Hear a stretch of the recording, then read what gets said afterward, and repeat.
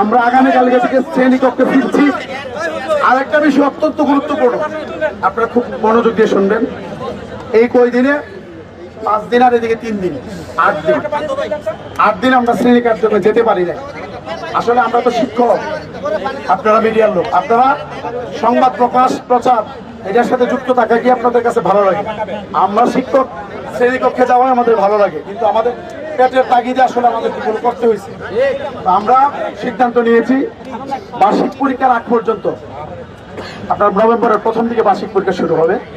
বার্ষিক পরীক্ষার আগ পর্যন্ত যে কয়টা শনিবার আছে, আমরা এই কয়টা শনিবার আমরা খোলা রাখবো। আমরা জাতিকে বুঝাই দিতে চাই যে আমরা শিক্ষার্থীর তারা আমাদের সন্তান, তাদের আমরা কোনো ক্ষতি করতে চাই না।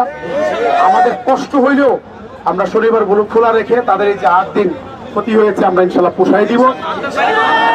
আমরা